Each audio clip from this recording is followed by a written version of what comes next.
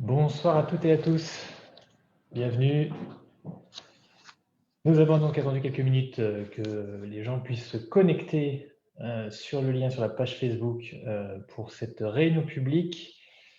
Merci à toutes et à tous de vous connecter sur ce sujet. Je ne vais pas être trop long, mais il me semblait quand même important de vous expliquer pourquoi est-ce que nous organisons cette réunion publique. Évidemment, en visioconférence, vous imaginez bien pour quelles raisons. En fait, cette réunion publique donc, qui va concerner le sujet de l'éclairage public et des enjeux qui sont liés à cet éclairage, puisque ça n'a l'air de rien, mais c'est quelque chose d'important sur différents sujets, que ce soit des points de vue de l'environnement, de la sécurité, des finances publiques, etc. Et donc, du coup, il nous a semblé important d'avoir cette réunion de débat. Ce soir, nous sommes là pour, vous informer, deux, débattre autour des questions que cette présentation des informations pourrait faire émerger chez vous. Pourquoi en fait? C'est tout simplement parce que vous avez vu vers Verrières-Ouest que donc il a été décidé que pendant le couvre-feu, l'éclairage public serait éteint. Et ce pendant toute la période du couvre-feu. Ça nous a été annoncé via les réseaux sociaux il y a peu de temps.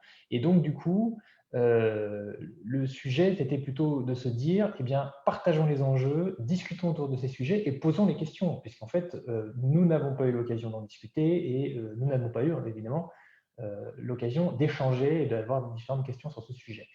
Donc, je ne vais pas aller plus loin et je ne vous donnerai pas notre point de vue en tant qu'élu sur ce sujet d'éclairage public tout de suite, puisque l'objectif, encore une fois, c'est d'avoir des débats, des questions et de pouvoir, en fait, pouvoir échanger sur ce sujet-là. Et pour ça, pour que les choses soient le plus claires et le plus simple possible, nous avons demandé à un expert du sujet de se joindre à nous, Guillaume Quemard. Bonsoir. Guillaume est donc administrateur d'une association qui s'appelle l'Association nationale pour la protection du ciel et de l'environnement nocturne, qu'on peut résumer par ANPCEN, qui est quand même beaucoup plus court, qui est une des associations, qui est même l'association la plus en pointe sur ce sujet-là, qui œuvre depuis maintenant plusieurs années sur ce sujet, et qui notamment, mais ça peut-être que Guillaume va nous l'expliquer, l'association qui décerne les fameux labels sur les villes et villages étoilés. Donc, je vais laisser la parole à Guillaume tout de suite, comme je dis que je ne dirai pas beaucoup plus, et je vous donne rendez-vous ensuite pour les questions, les réponses, le débat sur tous ces sujets-là. Vous pouvez poser les questions directement via Facebook, dans les commentaires, n'hésitez pas. Si jamais c'est trop compliqué pour vous, vous pouvez nous envoyer un mail, contact@réussirensemble-verrières.fr. Nous allons aussi surveiller tout ça pour pouvoir répondre à vos questions. Et donc, Guillaume, je te cède la place. Merci. Alors, je retrouve la présentation pour le partage d'écran.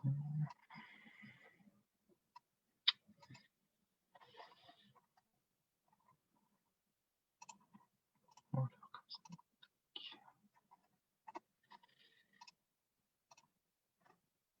Hop.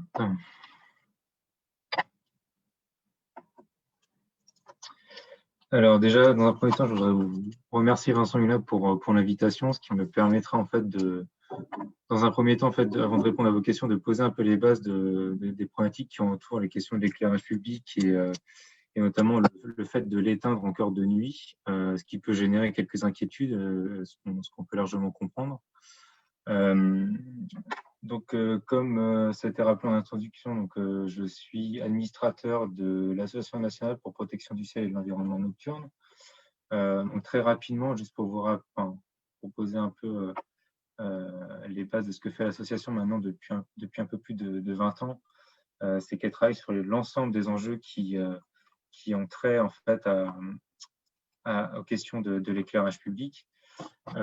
Et des autres types d'éclairage et de leurs impacts à la fois sur la santé humaine, sur la biodiversité, sur les consommations d'énergie, sur l'aménagement du territoire, sur l'observation du ciel, puisqu'à l'origine, c'était les astronomes qui avaient un peu tiré la sonnette d'alarme sur la pollution lumineuse et sur le fait qu'ils n'étaient plus en capacité de pouvoir observer les étoiles comme ils pouvaient le faire précédemment.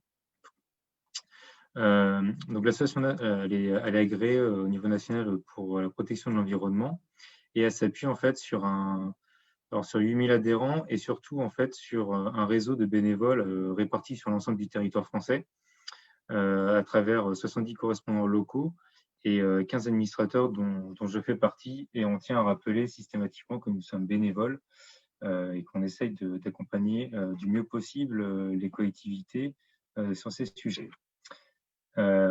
Puisqu'en fait, on agit à la fois au niveau national, mais également local. Donc, au niveau national, comme au niveau local, on agit à travers des sensibilisations, des animations sur les territoires. On essaye d'accompagner au mieux les élus, ainsi que des techniciens des petites collectivités, majoritairement. Mais également, on mène des plaidoyers au niveau national et auprès des députés notamment, afin que cette question de l'éclairage et des pollutions qui l'entourent soit mieux prise en compte par le législateur. Alors, pour poser un peu la problématique sur ce qui concerne l'éclairage public, donc en France, entre 1992 et 2012, donc en à peine 20 ans, le nombre de points lumineux a augmenté de 90% et la lumière émise a plus qu'augmenté proportionnellement, puisqu'elle a quasiment doublé. Ce qui s'explique à travers le fait que l'éclairage, la durée d'éclairement en fait donc la nuit a augmenté considérablement. Donc en 1992, on était environ de 2400 heures d'éclairage par un lampadaire en moyenne à 3500 heures en 2005. Après, on est légèrement redescendu en 2012 à 3300 heures. Donc d'après l'ADEME, c'est quand même donc en fait réparti par habitant, ça représente 56 kWh de consommation énergétique. Et ce qui est assez intéressant au-delà de ce chiffre qui est un peu barbare, c'est que les consommations d'énergie liées à l'éclairage représentent 11% des consommations d'énergie des collectivités. Alors, à l'échelle nationale, l'éclairage public, ça représente un budget de 2 milliards d'euros investis chaque année par les collectivités. Et on aurait tendance à croire que ces 2 milliards sont dus à la consommation d'énergie, mais en fait, la moitié de ces dépenses, donc 1 milliard, sont liées à la seule maintenance du parc d'éclairage. Et donc, la consommation d'énergie représente le quart de la consommation, du coût lié à l'éclairage public, et la rénovation du parc représente 25%.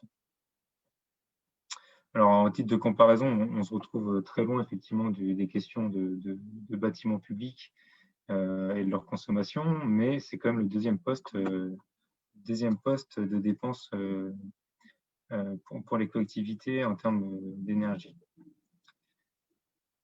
Alors, juste pour rendre un peu plus visuel ce que je disais tout à l'heure sur l'augmentation du niveau d'éclairement et de la lumière émise sur notre territoire et au-delà, on va dire, à l'échelle européenne. Donc, en 1992, c'est ce qu'on pouvait observer depuis les satellites. Et voici la conséquence d'augmentation de l'éclairage en 2010. On voit que la quantité de lumière émise a totalement explosé. Alors malgré tout, l'éclairage s'est développé pour de multiples raisons. Alors j'ai essayé de le résumer de manière assez synthétique à travers trois typologies. La première, c'est que l'éclairage, ça permet à nous, humains, et à nos économies de continuer à vivre au-delà de la simple journée et de permettre cette vie nocturne qu'on apprécie tant en conditions tout à fait normales au-delà du confinement et des couvre-feux, mais également l'hiver aux entreprises de continuer à travailler au-delà de 17h ou 18h. Ça sert également à la mise en valeur du patrimoine. Donc, je vous ai mis une photo en bas à gauche, des exemples qu'on peut voir assez régulièrement dans nos communes. Et ça permet, je pense que c'est un sujet qui sera pas mal soulevé ce soir, ça permet de signaler un danger et de réduire les risques d'accidents, quels qu'ils soient, que ce soit lié au trafic routier, on va dire le risque d'agression également qui est assez prégnant et qui souvent, lorsqu'on arrête d'éclairer, fait émerger certaines angoisses. Et donc l'objet de la réunion d'aujourd'hui, c'est aussi d'essayer de répondre à ces différents questionnements liés à la sécurité. Donc, voilà. Alors, malgré tout, l'éclairage public est à l'origine d'un certain nombre d'impacts et soulève un certain nombre d'enjeux. Donc, on a déjà évoqué la question financière, puisque 2 milliards d'euros à l'échelle du territoire français, rien que pour le parc d'éclairage public. Ça a aussi des impacts, et c'est un sujet qui émerge de plus en plus dans l'actualité. Ça a des impacts assez importants sur la faune et la flore, donc la biodiversité. On s'est rendu compte que par effet cumulatif, l'éclairage jouait un rôle important dans la perte de biodiversité, ce qu'on arrive généralement à traduire assez bien à travers la visibilité qu'on a des insectes, notamment l'été, qui est bien moindre qu'il y a quelques années, où souvent l'exemple qui est souvent repris, c'est on voit moins d'insectes écrasés sur notre pare-brise quand on part en vacances. Et les autres enjeux relèvent des questions énergétiques et des impacts sur le climat, mais également il y a des enjeux de santé à travers notamment l'exposition à la lumière intrusive. Donc, par exemple, si vous avez un volet qui est mal fermé ou si vous n'avez même pas du tout de volet ou seulement des rideaux, vous pouvez avoir de la lumière qui pénètre dans votre chambre et qui vient perturber votre sommeil. Au-delà, à haute dose, mais ça concerne davantage l'éclairage à l'intérieur des bâtiments, ça pourrait, en tout cas, ça a été soulevé par l'ANSES, l'éclairage, notamment des LED, des nouvelles technologies dont on parlera un peu plus tard, qui ont des fortes émissions dans la lumière bleue, pourraient avoir des impacts assez importants sur la vue et le développement de maladies comme la DMLA. Donc ça impacte, comme je dis tout à l'heure, également l'observation des étoiles. Ça a des implications également sur la question des déchets et du recyclage des lampes notamment, et encore une fois, on en reparlera, mais du recyclage des LED, donc des diodes électroluminescentes qui contiennent pas mal de terres rares et souvent en quantité très infime, ce qui rend le recyclage assez compliqué. Et encore une fois, comme je disais tout à l'heure, ça amène des enjeux de sûreté, de sécurité quand on éteint, mais également lorsqu'on allume, ça permet aussi des attroupements qu'il n'y aurait pas eu sans l'éclairage. Avant de continuer, alors j'ai copié-collé un petit discours de François Barouin, donc président de l'Association des maires de France, qui résume assez bien ces enjeux autour de l'éclairage public. Donc, il indique alors que nous éclairons nos communes pour de bonnes raisons, mais cet éclairage, s'il répond à des enjeux importants, peut aussi avoir des conséquences dommageables s'il n'est pas maîtrisé dans toutes ses dimensions. Mal orienté, de trop forte intensité, trop longtemps allumé, l'éclairage de nos communes peut directement nuire à la biodiversité, mais également au bien-être et à la santé des riverains. C'est ce que je vous disais. Le sujet est majeur. Au-delà des économies de fonctionnement, mener une réflexion globale sur l'éclairage de sa commune peut permettre de diminuer considérablement ses impacts négatifs sur la biodiversité. Ce patrimoine commun soumis par ailleurs à de fortes pressions. Mais, et c'est là ce qui me semble important, en tout cas dans la discussion qu'on pourra avoir ce soir, c'est aussi un moyen d'améliorer le confort des riverains qui subissent parfois des nuisances importantes qui altèrent le repos et donc la santé. Donc en image, quelques exemples qui traduisent en fait cette pollution lumineuse. Donc à gauche, vous avez la ville de Clermont-Ferrand et le halo lumineux qui se dégage, qu'on voit de très très loin en cœur de nuit. Et à droite, de manière beaucoup plus précise, c'est une photo que j'ai prise donc à la Part-Dieu à Lyon il y a quelques années, où en fait on pourrait croire que c'est que l'effet de l'appareil qui crée cet éblouissement. Mais je vous garantis, quand vous marchez sur cette petite allée, c'est assez impressionnant l'intensité lumineuse qu'on peut prendre dans la vue en très peu de temps. Donc j'imagine que voilà, si on est une autre espèce que l'espèce humaine, avec une sensibilité beaucoup plus forte à la luminosité, on doit être très très désorienté assez rapidement. Alors une fois qu'on a dit tout ça et qu'on a relevé un peu ces enjeux, qu'est-ce que nous, associations, mais pas que maintenant, puisque le sujet est pris en compte par d'autres associations et par d'autres institutions, qu'est-ce qu'on peut mettre en place de manière assez simple, avec quels impacts et quels sont les leviers d'action? Donc les premières actions qui sont pour moi des actions de bon sens, en fait, hein, ça va permettre de réduire le parc d'éclairage public et de réduire la quantité de lumière émise. On peut jouer sur le nombre de points lumineux, donc réduire le nombre de points lumineux. En théorie, on réduira les coûts liés à l'entretien de cet éclairage et également la quantité de lumière émise. Et ça fera moins de déchets à recycler derrière. On peut jouer sur l'orientation du flux lumineux, c'est-à-dire qu'on essaiera d'orienter le flux vers l'objet qu'il est censé éclairer et non pas éclairer vers le ciel de façon assez inutile puisque ça n'apporte aucun apport qui que ce soit. On peut jouer sur l'espacement des luminaires et ça se recroise avec la question de réduire le nombre de points lumineux. On n'a pas besoin d'avoir des lampadaires tous les 5 mètres. Quelquefois, en avoir un tous les 15-20 mètres, ça suffit largement. On peut jouer également, c'est une question qui vous concerne directement actuellement, c'est réduire le temps d'éclairage à travers différents dispositifs. Que ce soit, on peut tout éteindre dans la journée, dans la nuit à une certaine heure et rallumer à une certaine heure le matin, le jour suivant. On peut jouer sur l'intensité lumineuse en cœur de nuit. Et ça, par contre, les nouvelles technologies telles que les LED le permettent assez bien de réduire la quantité. Entre 22 heures, on va continuer à éclairer et relativement beaucoup pour permettre une activité normale.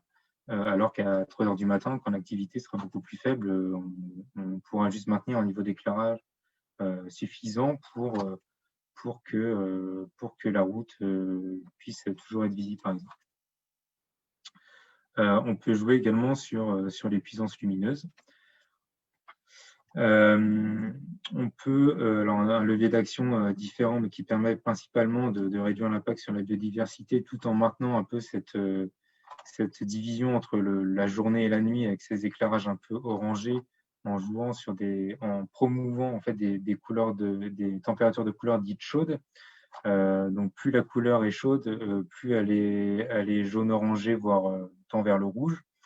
Et alors, souvent, ce qu'on voyait dans les tunnels auparavant avec des lampes qu'on appelle sodium basse pression, qui peu à peu sont remplacées par d'autres technologies, et on voit sur le marché arriver des LED dites ambrées qui reconstituent un peu cette température de couleur.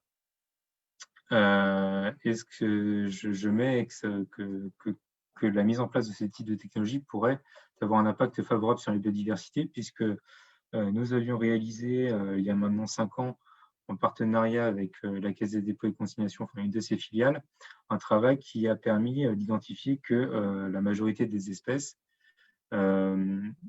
étaient en majorité plus impactées par les couleurs dites froides, donc les couleurs bleutées, blanches, plutôt que par les couleurs dites chaudes.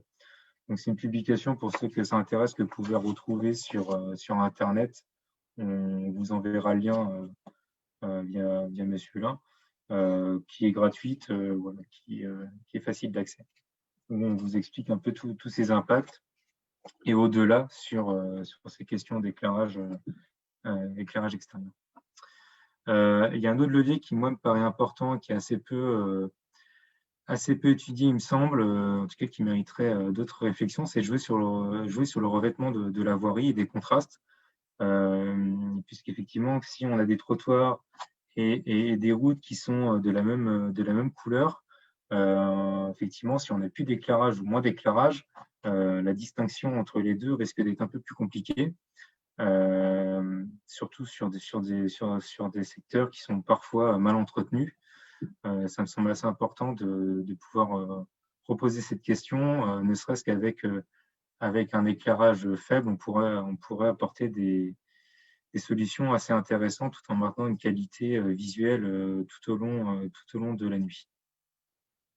Une chose que je souhaitais rappeler, qu'on souhaite rappeler au sein de l'association, c'est qu'il y a un certain nombre de normes qui sont souvent prises comme référence par les collectivités, par les techniciens, les syndicats d'énergie, les bureaux d'études, qui ne sont pas, alors qui sont publiés souvent avec l'appui, pour ne pas dire le lobby de certains éclairagistes, un intérêt économique derrière, ce qu'on peut comprendre, mais qui n'ont aucune norme d'application volontaire. Donc, en fait, n'importe quelle collectivité peut se soustraire à ces normes et peut suivre ses envies, tout en respectant, par contre, une réglementation, on va dire, qui est à minima, qui précise un certain nombre de choses, notamment, je vous parlais tout à l'heure des températures de couleur, qui indique la dernière réglementation de décembre 2018, qui est entrée en application en 2020, précise que désormais l'éclairage extérieur doit prendre en compte une température de couleur inférieure à 3000 Kelvin. Donc on bascule un peu vers le côté un peu plus jaunâtre de l'image que je vous montrais tout à l'heure. Alors, une fois qu'on a dit tout ça, en agissant sur ces leviers d'action qui sont finalement assez faciles d'accès et de bon sens, on s'est rendu compte que les gains énergétiques qu'on pouvait réaliser sont assez importants. Les relevés qu'on a pu avoir, les retours des collectivités, nous indiquent qu'on peut économiser, en jouant sur ces leviers d'action, jusqu'à 60% d'économie d'énergie.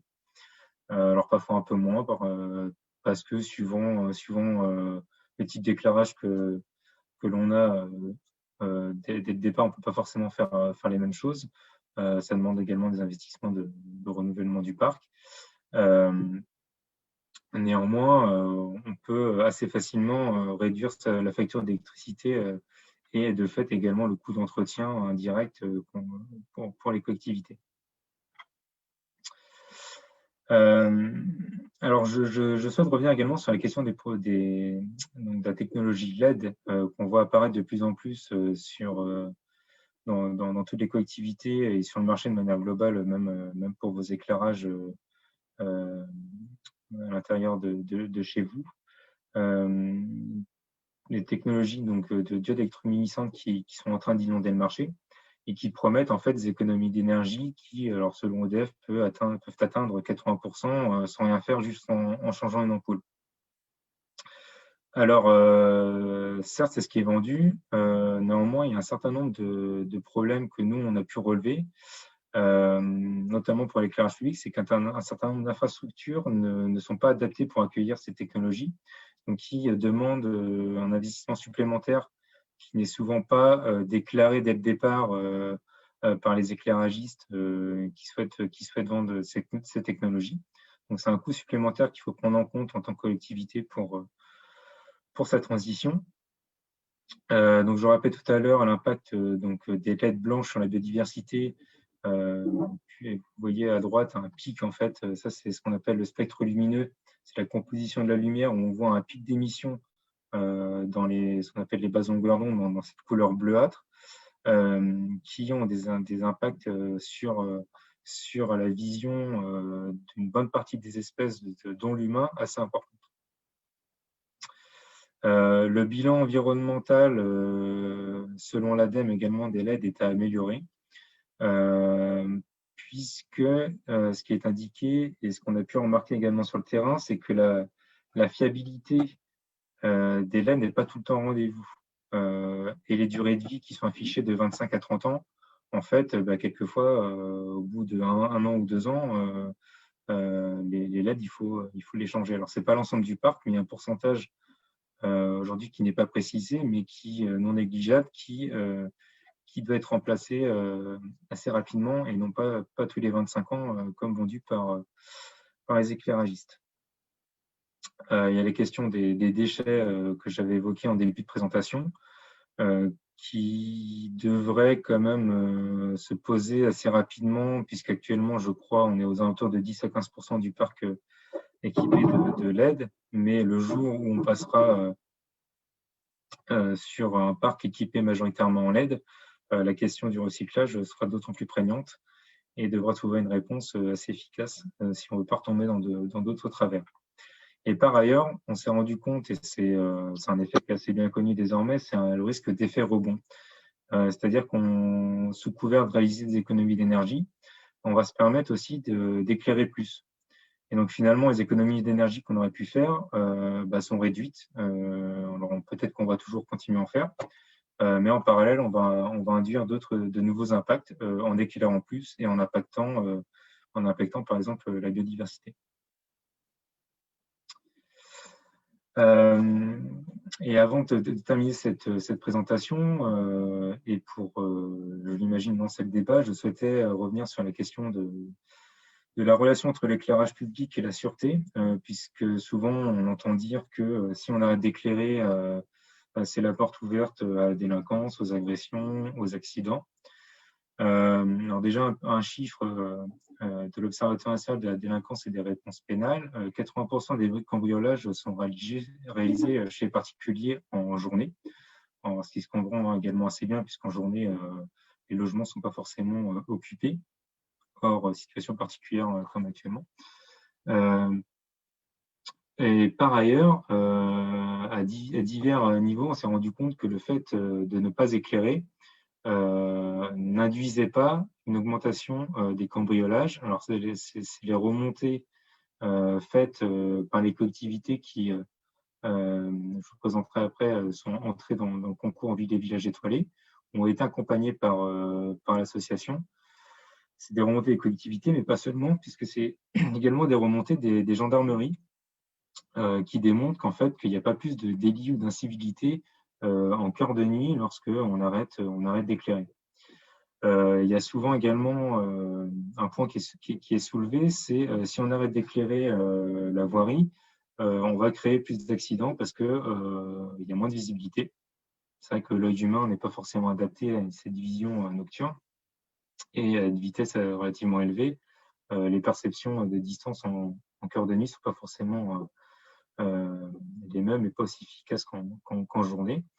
Néanmoins, ce qui a été constaté à travers différentes expérimentations qui a convaincu un certain nombre de métropoles, je pense notamment à la métropole de Rennes, qui a mis en place en fait une extinction sur sa rocade depuis quelques années, l'extinction de l'éclairage public. En fait, les automobilistes ont tendance à rouler moins vite et à faire plus attention, ce qui fait que ça vient compenser le manque de visibilité et qu'on se retrouve même avec moins d'accidents sur ces routes. Et c'est également quelque chose qui a été rappelé par l'ADEME qui a suivi un certain nombre d'expérimentations.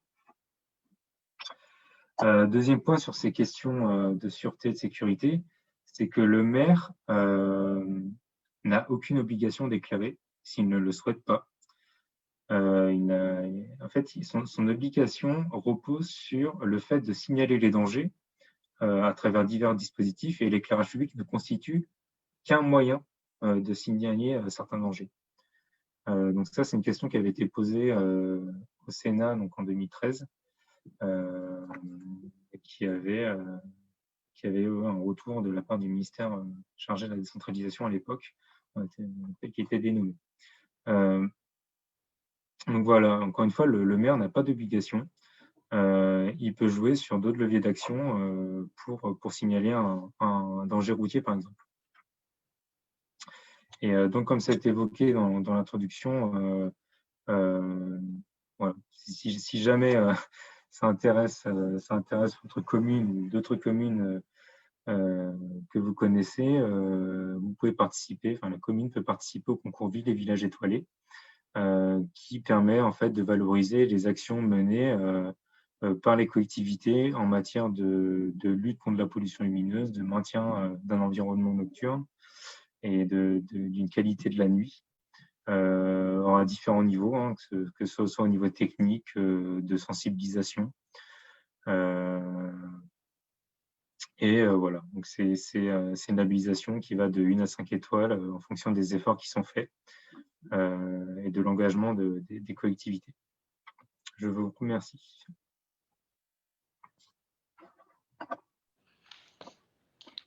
Merci beaucoup, Guillaume. Tout ça a été très clair.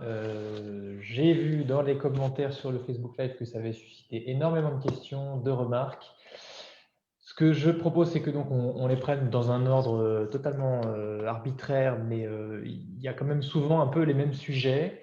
Je vous propose qu'on commence par peut-être des sujets un peu plus, comment dire, scientifiques de compréhension, pour ensuite aller un peu plus loin sur les liens qui ont été exposés ensuite à la fin. Alors, la première des questions est, puisque je sais que c'est un sujet sur lequel tu as beaucoup travaillé, puisque tu nous as montré la publication tout à l'heure, il y a beaucoup de questions sur le lien entre la lumière, les couleurs, la longueur d'onde, et puis les espèces et la biodiversité en général. Et puis d'autres questions sur la santé humaine. Alors, peut-être que sur le lien avec les espèces,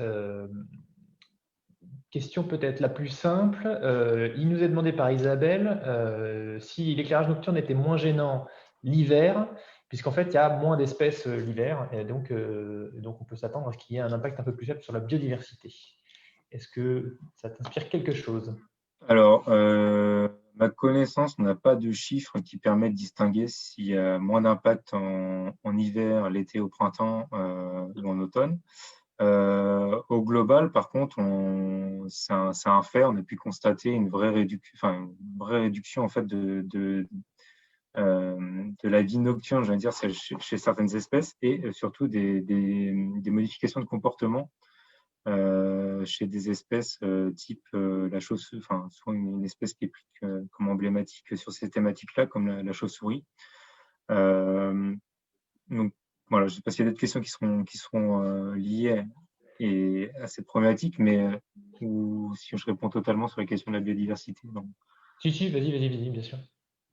dans la limite de ce qu'on pourra faire ce soir, puisque c'est un champ qui est vaste, puisqu'en fait, la lumière agit à différents niveaux, à la fois sur les comportements directs et ce qu'on appelle le déséquilibrage de la chaîne trophique, puisqu'en fait, certains prédateurs vont être favorisés par rapport aux espèces qui chassent et inversement.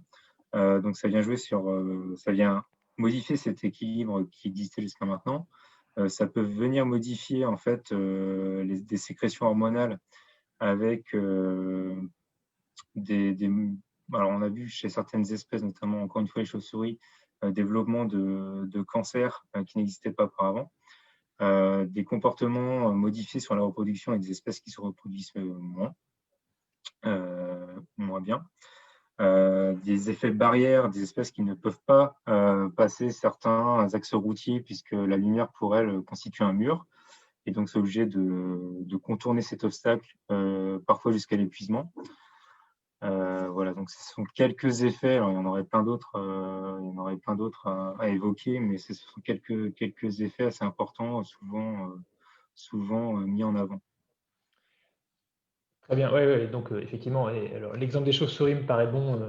C'est un exemple effectivement que je voulais citer, parce que les chauves-souris en tant que telles, il y a à la fois des impacts directs sur le fait qu'elles soient ou pas capables d'accepter, de chasser, de vivre près d'un éclairage ou pas. Certaines espèces sont capables de tolérer de l'éclairage, d'autres pas du tout. Et pareil au niveau du comportement de chasse, enfin tu m'arrêtes si je me trompe, hein, Guillaume, mais il me semble qu'il a été montré que certaines espèces étaient favorisées par l'éclairage parce qu'elles étaient capables d'aller chasser au niveau des lampes. Or, vous avez tous remarqué qu'effectivement, quand vous avez un éclairage la nuit, vous avez énormément d'insectes qui tournent autour. Et donc, une espèce qui serait favorisée et qui serait capable d'aller chasser autour de ces éclairages, évidemment, elle pourrait beaucoup plus se nourrir qu'une espèce qui n'en serait pas capable, puisque tous les insectes sont agglutinés autour de cet éclairage. Et donc, c'est un moteur on va dire, de sélection parmi les espèces de chauves-souris sur celles qui seraient capables de se nourrir et celles qui seraient favorisées là-dessus. Donc voilà, on a des impacts parfois un petit peu inattendus et indirects de cet éclairage. C'est assez, tout ça vient évidemment des études scientifiques. Avant d'enchaîner peut-être sur les sujets un peu plus de sécurité et d'impact, il y a aussi une question alors, qui est liée à la santé humaine et aussi un peu à la biodiversité, mais c'est assez précis. Donc tu nous dis si c'est un peu trop compliqué. C'est Jean-Marc qui nous pose la question en disant « Pour l'homme, la lumière froide va bloquer ou retarder la production de mélatonine. En est-il de même pour les animaux ?» Alors, on s'est rendu compte effectivement que chez certains animaux, il y avait le même effet, notamment chez les mammifères, de retard de sécrétion de ces hormones, donc cette hormone dite du sommeil. Effectivement, sur des espèces qui sont parfois beaucoup plus sensibles, déjà de base à la lumière que l'homme. Donc, si déjà, si l'humain est sensible à ces questions de lumière blanche avec, comme je disais tout à l'heure, des pics d'émission dans la lumière bleue qui viennent réduire la sécrétion de mélatonine, on peut penser effectivement qu'il y a beaucoup d'espèces qui seront d'autant plus impactées par ces éclairages artificiels. Merci. Alors, je vais peut-être enchaîner sur d'autres questions un peu plus aussi techniques avant d'aller un peu plus loin sur les usages. On nous demande si le phénomène de pollution, c'est Catherine qui nous pose la question, le phénomène de pollution lumineuse qui empêche l'observation du ciel, est-ce qu'il est réglé par les nouveaux réverbères à LED? Alors, il est en partie réglé, enfin réglé, c'est pas le bon mot. En fait, on permet de réduire la pollution lumineuse on peut en tout cas grâce au LED réduire cette pollution lumineuse parce que on peut mieux orienter le flux lumineux et éviter ces déperditions verticales donc, vers le ciel. Néanmoins, il y a une autre question, et je parlais tout à l'heure des revêtements de chaussée. Si on a des LED qui éclairent fortement avec une très forte intensité des surfaces avec une réflexion de la lumière plus importante, donc avec des couleurs plutôt claires, en fait, on va annuler cet effet d'orientation du flux vers le sol. Donc, hop, la lumière va, entre guillemets, rebondir verticalement. Oui, intéressant. Donc, ça veut dire aussi qu'effectivement, le revêtement du sol en tant que tel a aussi un impact effectivement sur l'éclairage. Ça peut être assez pervers si c'est mal étudié. C'est pour ça que je pense que ça mérite plus de réflexion que ce qui a été fait jusqu'à maintenant. Très bien. En tout cas, sur ces questions de pollution lumineuse. Et alors, si on enchaîne toujours sur les LED, une question d'Hervé qui nous dit l'éclairage augmente, effectivement, tu l'as bien montré, mais est-ce que la consommation énergétique augmente aussi du fait de nouvelles technologies du type lampe à LED? Alors, en théorie, non. En théorie, on est censé moins consommer. Ce que je disais tout à l'heure, alors, on pense évidemment il y a un gros lobby fait par les éclairagistes sur les capacités des LED. Néanmoins, on peut observer comme que les consommations sont moindres. Par contre, on observe aussi ce que je disais, des effets rebonds où les collectivités peuvent être amenées à éclairer davantage sous couvert de faire des économies d'énergie. Donc, dans la logique, en fait, ça pourrait être on fait des économies d'énergie, mais par contre, on va pouvoir éclairer encore davantage tout en faisant des économies d'énergie, mais en apportant un sentiment de sécurité supplémentaire à nos concitoyens. Bon, encore une fois, le sentiment de sécurité est quelque chose de relatif. C'est mené par une collectivité qui pourrait être mal orientée sur ces questions. Alors, très bien, merci. Alors, ça nous fait une bonne transition parce que je trouve que l'exemple des lampes à LED est un exemple intéressant. En fait, juste, moi, ce qui me frappe dans la présentation que tu nous as faite, c'est que on est quand même sur un objet qui répond à énormément d'enjeux. Et ce qui est assez marquant dans tout ça, c'est qu'il n'y a pas une solution ni technique, ni de pratique, ni rien qui permette de concilier tous les enjeux. Alors, ceux qui sont habitués évidemment à la gestion des projets complexes ne seront pas du tout surpris par ce sujet, ça arrive très régulièrement. Mais là, je trouve que le sujet de l'éclairage public, c'est vraiment l'exemple typique d'un sujet sur lequel on a des conditions techniques, d'économie d'énergie, de sentiment de sécurité, comme tu l'as dit, de réelle sécurité en tant que telle, d'impact sur l'environnement, de finances publiques, et qu'en fait, on peut jouer, tu l'as montré hein, avec ton tableau, on peut jouer sur tout un tas de choses, sur le matériel, la durée, la localisation, le type de lampe, etc. Et en fait, on peut jouer sur tous ces sujets-là, mais tu m'arrêtes si je me trompe, j'ai l'impression qu'il n'y a pas une combinaison qui permet de dire là, avec ça, vous êtes tranquille, ad vitam aeternam. Tout ça doit se faire en fonction des enjeux, des besoins, du lieu, enfin voilà, et même, voire même ça peut évoluer à un même endroit, ça peut évoluer dans le temps en fonction du moment de l'année ou de la journée. Effectivement, c'est un enjeu assez complexe à prendre en compte et je pense qu'il mérite beaucoup plus de réflexion sur toutes ces thématiques à la fois. On pourrait essayer de croiser les données au maximum, mais je pense qu'il y a aussi beaucoup de vécu de terrain. Moi, si je prends mon exemple personnel, puisque je suis bénévole, mais je travaille également sur des questions de transport et de mobilité dans mon professionnel, notamment sur le nord de la région parisienne. Et on a des questions liées aux éclairages sur des questions de pôles multimodaux qui ne seront pas les mêmes qu'en zone plus rurale. puisque souvent, effectivement, et c'est un constat, ça a souvent une zone favorable à des trafics, à des rassemblements tout au long de la nuit, puisque c'est proche de zones d'habitation denses. Mais cette question se posera beaucoup moins sur des zones moins habitées, où la question de l'éclairage en cœur de nuit de ces pôles multimodaux sera peut-être inexistante. Il suffira peut-être d'éteindre parce qu'il n'y aura pas de vie sur ces secteurs.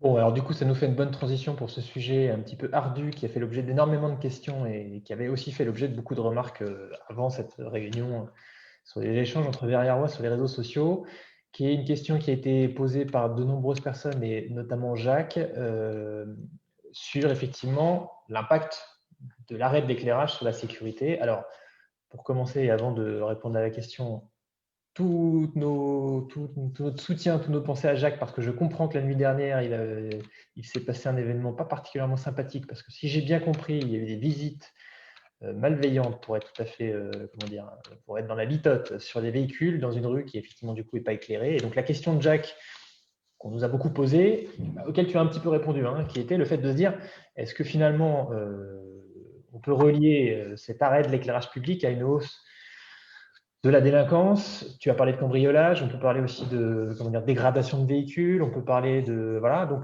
j'ai compris que tu nous disais que quand il y avait de l'éclairage, et ça c'est quelque chose qui a été beaucoup relevé ces derniers mois, quand on a un endroit avec de l'éclairage, ça peut créer des attroupements. C'est-à-dire qu'on peut se retrouver avec de la nuisance sonore parce que les gens peuvent, surtout l'été en tout cas au beau jour, peuvent passer beaucoup de temps sous l'éclairage de la nuit parce que on voit quelque chose. Quand il fait nuit, en règle générale, on ne reste pas.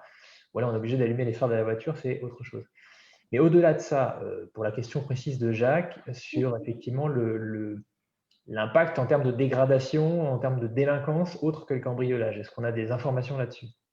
Alors, les informations qu'on a, ce sont des remontées principalement des gendarmeries avec qui on a pu travailler alors souvent hors région parisienne, hein, malheureusement, parce qu'on en suit malgré peu en proche couronne parisienne. Ce sont des diminutions. Il n'y a pas vraiment de, il y a pas, en tout cas, il n'y a pas d'augmentation de la délinquance, des agressions. Parfois, on observe même des diminutions. Et je pense, c'est un levier que j'ai pas évoqué tout à l'heure, mais effectivement, on pourrait croire que le fait de ne pas éclairer, ça favorise les agressions, ça favorise les cambriolages parce que personne ne nous voit. Mais c'est aussi peut-être l'opportunité d'intégrer des technologies nouvelles, entre guillemets, ou en tout cas qui méritent d'être développées. Et en tout cas, les technologies LED le permettent, ça va à travers des détecteurs de présence. Et le fait de se faire détecter, déjà, ça surprend. Et ça appelle aussi, ça tire l'œil du voisinage, ce qui n'est pas forcément le cas avec un éclairage permanent, où finalement, il est là, donc on ne va pas jeter un œil à ce qui se passe dehors. Alors que si d'un coup ça s'éclaire, inconsciemment, on va regarder ce qui se passe et puis même la personne, le cambrioleur, la personne qui a des mauvaises intentions peut être surprise et peut-être paniquer. Alors après, il n'y a pas de vérité vraie suivant les secteurs, hein. Je pense qu'effectivement, il faut travailler avec les services de police, les gendarmeries, sur ce qui serait possible de faire, ce qui serait intéressant de faire en fonction des conditions particulières du secteur. Oui, merci. Donc, effectivement, c'est intéressant. Alors, je pense que effectivement ta réponse ne laissait pas présager ça, mais j'ai vu des échanges sur le Facebook Live pour les gens comme Jacques en particulier, puisque c'est lui voilà, qui s'est manifesté, mais il y en a eu d'autres évidemment. On ne veut pas laisser. Enfin, l'idée n'est pas de dire tout va très bien et sans éclairage les choses non, du tout, bien. Ou, voilà, évidemment, non, mais c'est pas du tout ce que tu disais là, mais c'est juste pour replacer les choses. C'est juste de se dire ça n'est pas si simple. Voilà. C'est pas uniquement parce qu'on éteint qu'il se passe quelque chose, c'est pas parce qu'on aurait laissé éclairer qu'il ne se serait rien passé. Évidemment, tout ça se regarde et dans tous les cas, il ne faut pas balayer cette question d'un revers de main en expliquant que tout va bien. Et, encore une fois, c'est pas ce que tu fais, Guillaume, hein, en disant tout va bien et si on n'éclaire pas, il ne se passera rien. Ne vous inquiétez pas, c'est pas si simple. Il faut regarder dans le détail et ça me semble être un sujet important et en tout cas. Toutes les questions que l'on a eues sur le sujet le montrent aussi. Alors, justement, tu as parlé de quelque chose Les détecteurs de présence, ça aussi, ça a été énormément de questions. On nous a demandé, donc là, Léa Bourge vient de poser la question sur est-ce que c'est possible, qu'est-ce qu'on en pense et quelles sont les limites à part peut-être le coût. On nous a demandé encore un peu plus tôt dans la soirée, effectivement, si ça existait bien et quels étaient les avantages et les inconvénients. Bref, c'est un sujet, les détecteurs de présence qui allumeraient la lumière, c'est un sujet, une solution qui semble être portée par beaucoup de gens. Qu'est-ce qu'on peut dire de ce système? Bah, j'ai souvenir d'un échange avec l'ADEME sur ces questions et donc, la personne de l'ADEME disait que que ces détecteurs, en tout cas, se sont fiabilisés au fil des années, puisqu'avant, en fait, soit détectaient mal les personnes, soit détectaient en fait un chien qui passait, des choses comme ça. Euh, et désormais, les détecteurs sont devenus plus fiables et permettraient, avec l'accompagnement, et pour le coup, sans trop faire de la pub, mais les LED avec ces détecteurs de présence peuvent apporter une réponse assez efficace sur des secteurs qui seraient adaptés.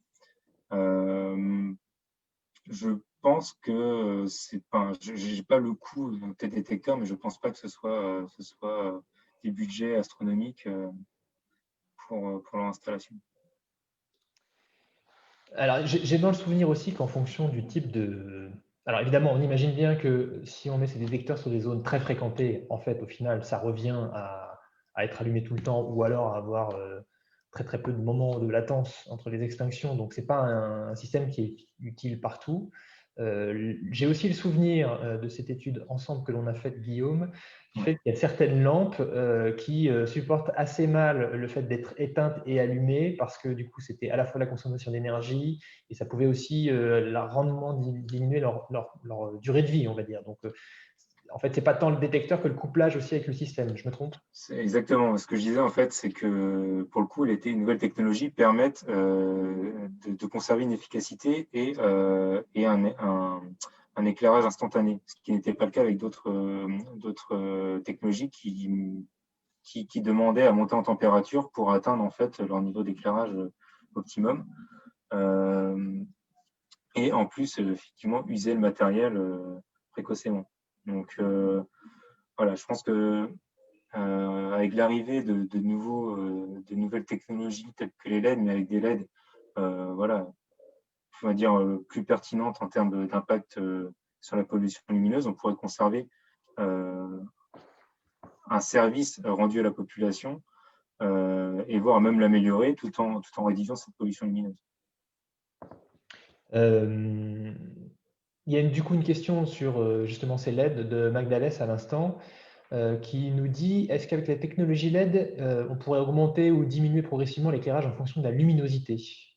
Contrôler la puissance pour être utile pour des raisons de coût, de pollution, est-ce que c'est un point qui n'est jamais vu ou est-ce une idée complètement idiote? Non, ça n'est pas une idée idiote.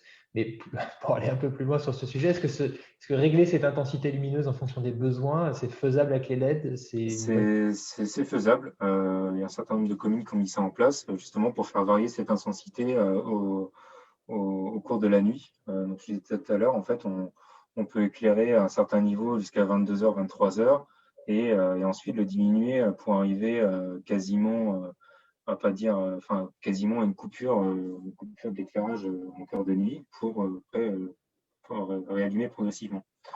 On peut jouer sur différentes intensités. Il y a même certaines technologies qui permettraient de jouer sur les niveaux sur les températures de couleur en cœur de nuit, enfin, au cours de la nuit de la même manière.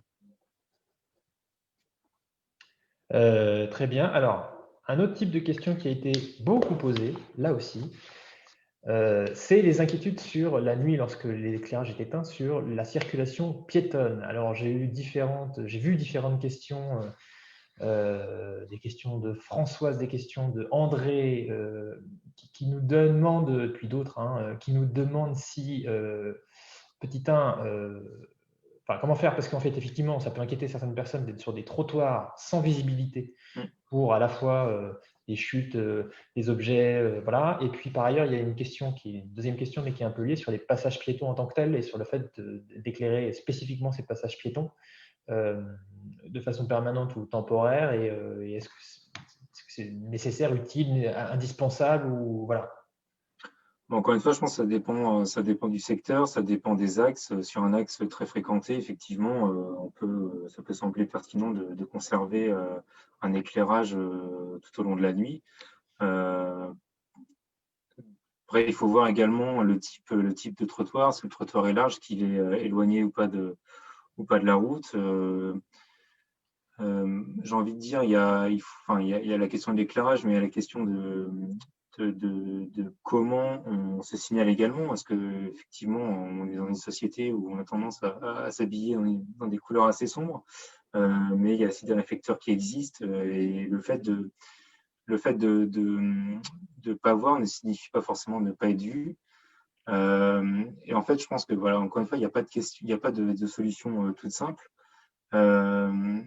C'est vraiment suivant les axes. Dans un lotissement très peu fréquenté en cœur de nuit, effectivement, éclairé, je ne suis pas sûr que ce soit forcément pertinent. Les gens rouleront moins vite le fait que ce ne soit pas éclairé, ce qui n'est pas forcément une mauvaise chose.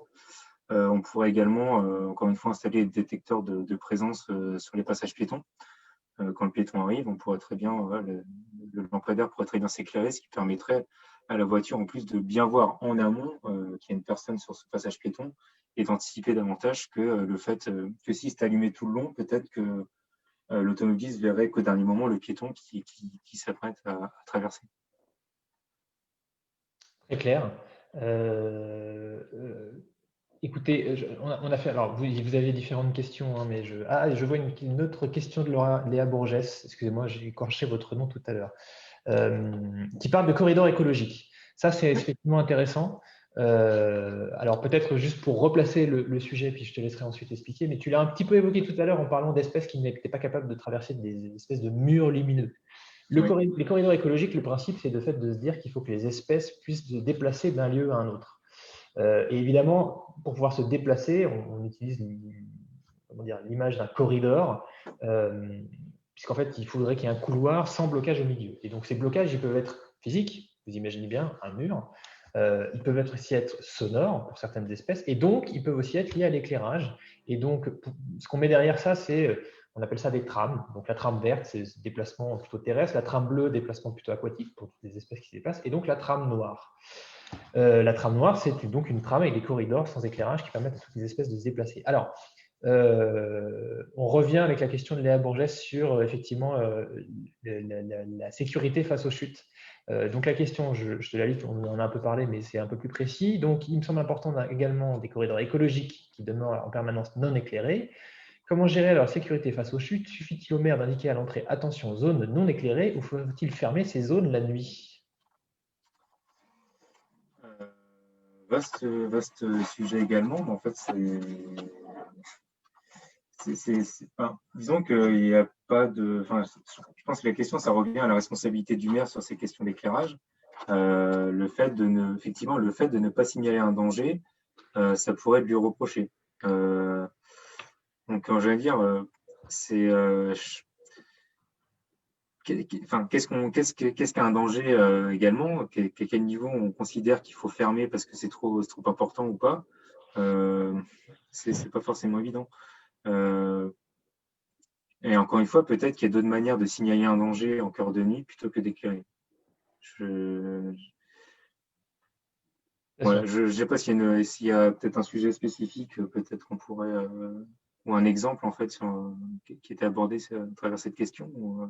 Alors, je ne crois pas qu'il y ait d'exemple précis, mais ta réponse est effectivement intéressante dans le sens où ça résume un peu, j'ai l'impression, tout ce qu'on se dit depuis le début, c'est-à-dire le principe de se dire qu'en fait, je sais que ce n'est pas forcément une réponse très facile à entendre à chaque fois, mais en fait, ça dépend.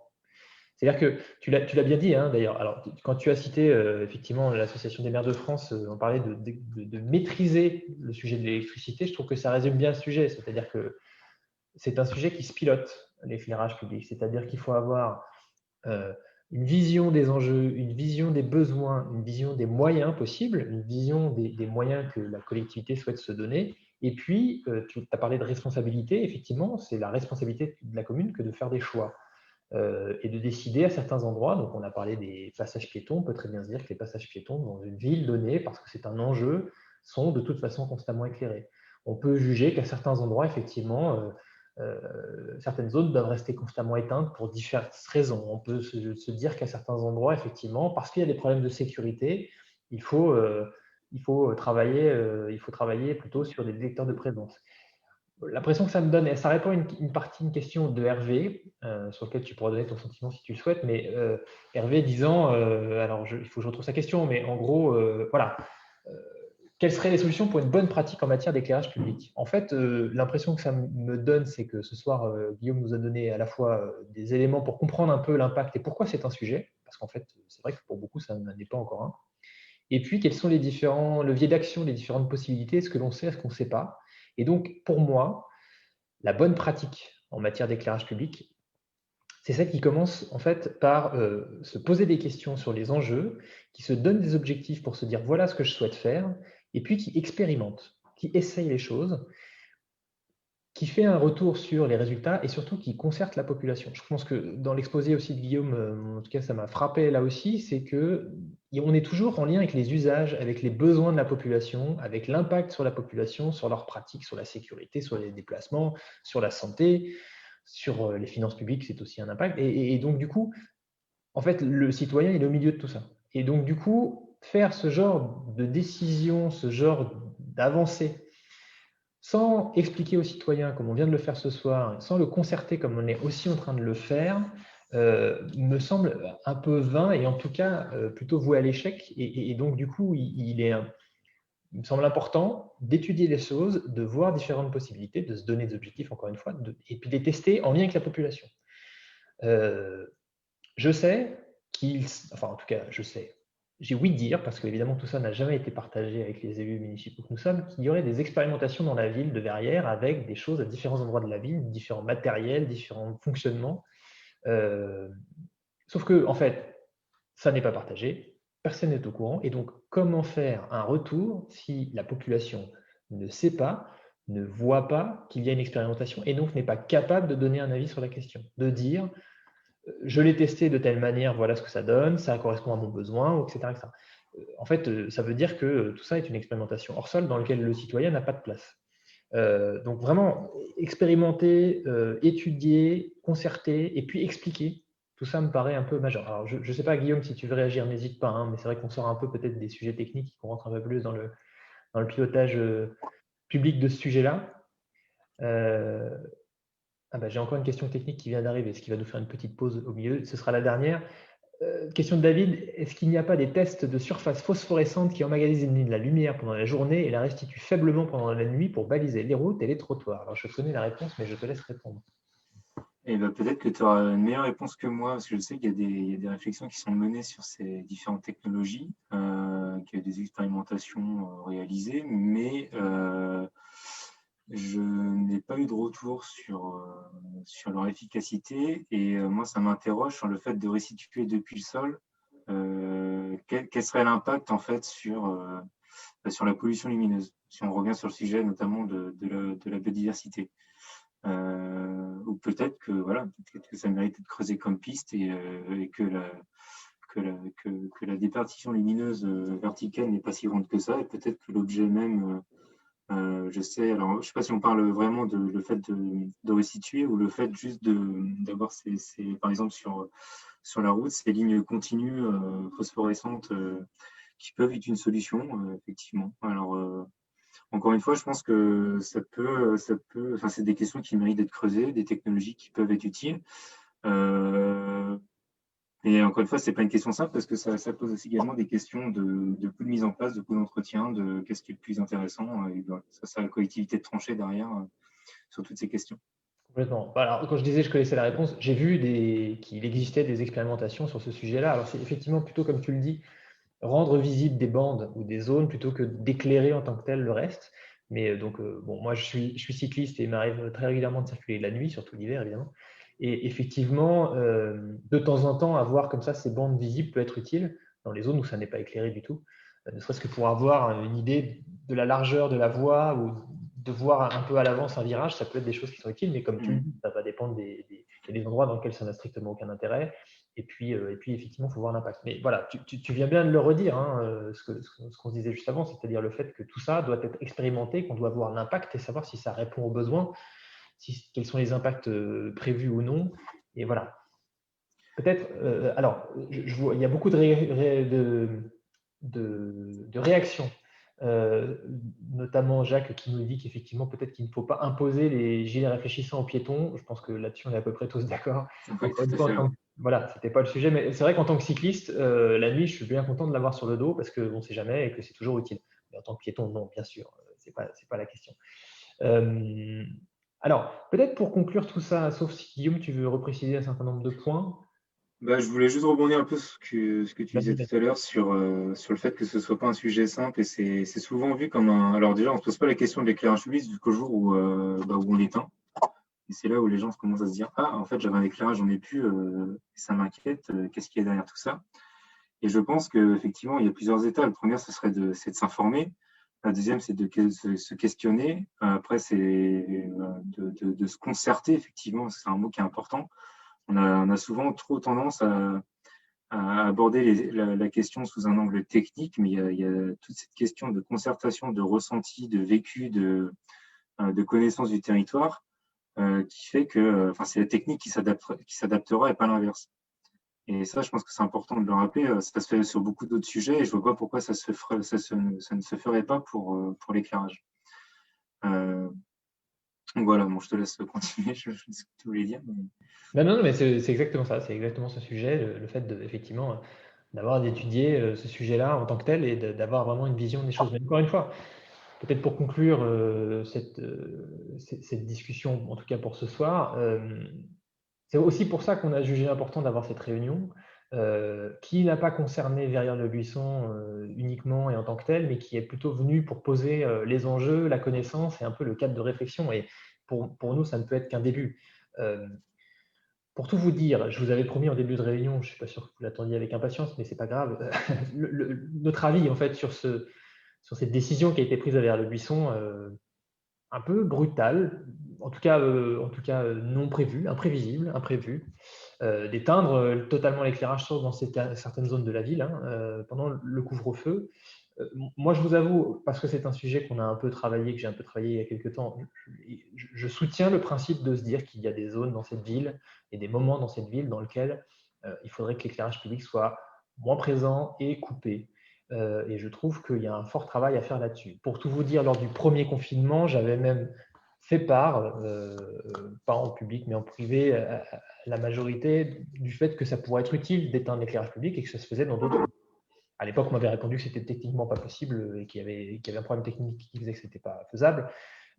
Bon, il semble que le problème technique ait été réglé, mais j'avoue avoir été un peu surpris, même si je soutiens le principe, que cette décision arrive comme ça, sans plus d'explications, sans plus de débat, via une annonce sur les réseaux sociaux. Pourquoi? Pour toutes les raisons qu'on vient de s'expliquer ce soir, c'est-à-dire le principe de se dire que tout ça, ça doit dépendre des usages, ça doit dépendre des attentes, et puis surtout, de temps en temps, mais ça, c'est pas faute de le dire depuis des années et des années, mais finalement, ça rentre pas, donc on va continuer. Une décision, même si elle est très bonne, si elle n'est pas expliquée, si elle n'est pas comprise, eh ben, de toute façon, elle ne sera pas acceptée. Donc, on a bien vu dans les réactions, je sais que la majorité municipale vers l'élection considère qu'elle a eu très peu de retours négatifs et que tout ça se passe très bien. Écoutez, tant mieux, mais même s'il y a très peu de retours négatifs, il y en a quand même et ils sont assez violents avec des inquiétudes et des questions. Moi, je pense que c'est de la responsabilité d'une municipalité d'expliquer tout ça et surtout si elle prend une telle décision, de dire d'où ça vient. Donc, pour moi, la solution et comment est-ce qu'on pourrait gérer cette chose-là, c'est que on devrait mettre les choses à plat pour expliquer, la situation de l'éclairage public dans notre ville. Quel est le matériel? Quel est son âge? Quel est son coût d'entretien? Quelles sont les solutions qui sont utilisées? Où est-ce qu'on a bien des détecteurs? Si oui, à quel endroit sont-ils? Qu'est-ce que l'on a comme type d'éclairage?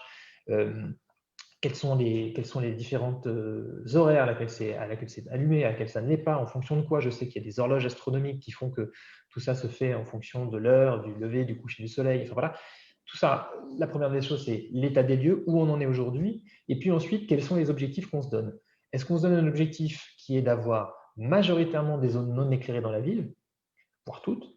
Est-ce qu'on se donne plutôt un objectif d'avoir une approche beaucoup plus, comment dire, avec on parle d'une ville qui est très éclairée et on réduit un peu l'éclairage, et donc du coup on y va plutôt par petits pas, ou est-ce qu'on se donne plutôt un grand objectif? Quels sont les endroits dans lesquels on souhaite avoir de l'éclairage absolument? Et quand je dis on, c'est à la fois les élus, mais aussi la ville. Et donc, enfin les citoyens, je veux dire, il faut absolument que les citoyens, encore une fois, là cette réunion de ce soir, elle vise à vous expliquer un peu les enjeux. Alors, on est très content de le faire pour vous, et en plus, on est très content d'avoir Guillaume, parce que du coup, vous avez vu que c'est toujours très précis, très intéressant, donc c'est parfait. Mais on va être très clair, ça ne met pas normalement à des élus d'opposition de faire une telle réunion. Je veux dire, tiens, les choses sont simples. La majorité a pris cette décision, elle aurait dû faire cette réunion bien avant. Donc maintenant, on en est là. Ce que je vous propose, c'est que, bon, déjà cette vidéo de ce soir sera disponible sur Facebook, et on va donc pouvoir éventuellement vous sortir quelques extraits avec quelques explications pour que vous puissiez vous y reporter, ou que les gens qui n'ont pas pu participer ce soir puissent avoir certaines informations. Donc là, pour nous, on vient de cocher l'étape un peu d'information sur les enjeux. Évidemment, on est toujours preneur de vos questions par mail, éventuellement sur les commentaires de cette vidéo, pour qu'on puisse aller plus loin. Guillaume, je me permettrai, si jamais il y a certaines questions à laquelle on n'est pas capable de répondre, de t'envoyer des messages, de t'ennuyer encore quelques temps pour qu'on puisse bénéficier de tout ça. Merci beaucoup. Et puis ensuite, on va essayer de réfléchir, et là aussi, on est preneur éventuellement de vos avis sur l'étape d'après. Et l'étape d'après, pour moi, c'est plutôt l'étape de définir ce que l'on souhaite, la concertation autour des objectifs en général, et puis à certains endroits particuliers. Il y a déjà, j'ai vu dans les commentaires de ce soir, des remarques très précises. On a parlé de la rue de l'Abreuvoir, on a parlé de la zone autour du laboratoire d'analyse médicale, on a parlé aussi d'expérimentation avenue Carnot. Voilà, donc il y a tous ces endroits-là dans lesquels éventuellement il y a des besoins un peu locaux, donc on peut avoir ce genre de retour. Et mettons-nous d'accord il faut qu'on trouve une façon de le faire, mais on va essayer de vous trouver une solution pour qu'on puisse faire remonter ces différents avis et avoir une vision un peu des attentes des Verrières-Mois et des besoins, pour qu'on puisse un peu avoir un état des lieux sur ce sujet-là. Et puis ensuite, en fonction de ça, on verra quelles pourraient être les propositions faites, à la fois du point de vue technique, du point de vue de la localisation des différentes méthodes, du point de vue des besoins, de creuser un peu plus, parce que dans certains cas, on n'est pas capable de répondre aux besoins par des solutions techniques. Enfin voilà, ce sera la troisième étape, qui sera l'étape des solutions, des propositions pour répondre à ces différents besoins exprimés par les citoyens. Voilà, sur les principes, voilà en tout cas, la volonté, elle est là. Maintenant, il va falloir qu'on vous propose une manière de faire. Si vous avez des idées, n'hésitez pas.